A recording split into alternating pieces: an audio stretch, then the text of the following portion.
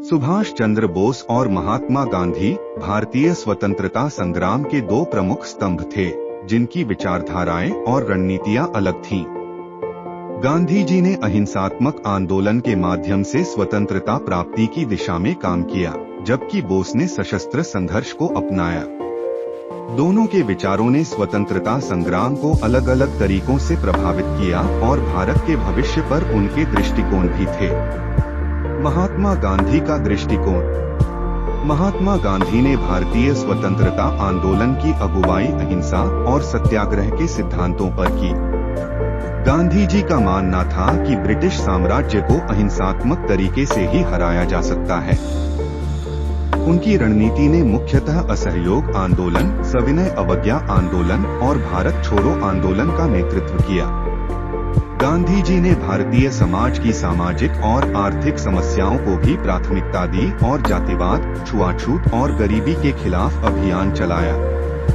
गांधी जी के अनुसार स्वतंत्रता केवल ब्रिटिश शासन से मुक्ति पाने तक सीमित नहीं थी, बल्कि यह भारत के समाज के नैतिक और आध्यात्मिक पुनर्निर्माण की भी आवश्यकता थी। उन्होंने भारतीयों को आत्मनिर्भरता, स्वदेशी वस्त्र पहनने और गांवों के विकास की ओर प्रेरित किया। गांधी जी का मानना था कि स्वतंत्रता की प्राप्ति के बाद भारत को एक ऐसे समाज की ओर बढ़ना चाहिए जिसमें समाज के सभी वर्गों की समानता और भाईचारे की भावना हो। सुभाष चंद्र बोस का दृष्टिकोण।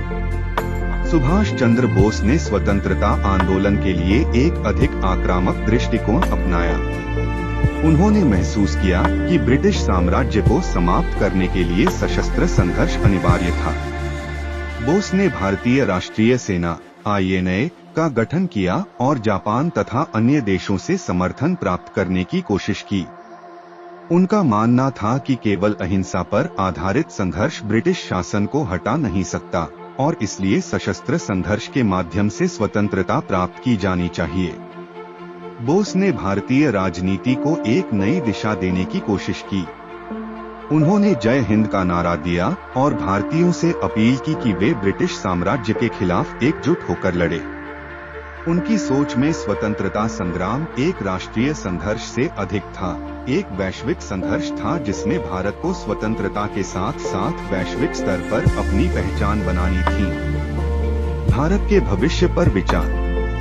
गांधी जी का दृष्टिकोण था कि स्वतंत्रता के बाद भारत को एक स्वदेशी, आत्मनिर्भर और नैतिक समाज के रूप में स्थापित किया जाना चाहिए। उन्होंने ग्रामीण अर्थव्यवस्था, खादी और स्वदेशी उत्पादों के प्रयोग को प्रोत्साहित किया।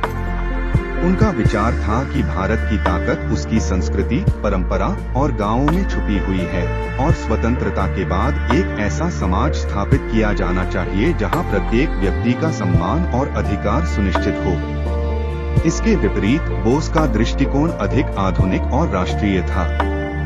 उन्होंने भारत को एक समृद्ध और शक्तिशाली राष्ट्र के रूप में देखना चाहा जो वैश्विक पटल पर एक प्रमुख भूमिका निभा सके।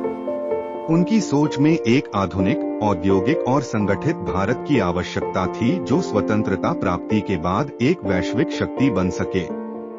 उन्होंने भारतीय सेना और प्रशासन में सुधार पर जोर दिया और एक ऐसी सरकार की कल्पना की जो देश की आर्थिक और सैन्य शक्ति को बढ़ावा दे सके।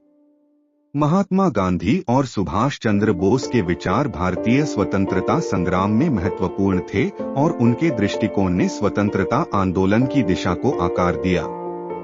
गांधी जी ने अहिंसा और सत्याग्रह के माध्यम से समाज को जागरूक किया और सामाजिक सुधार पर ध्यान केंद्रित किया। वहीं बोस ने सशस्त्र संघर्ष और अंतर्राष्ट्रीय सहयोग के माध्यम से स्वतंत्रता प्राप्ति के प्रयास किए।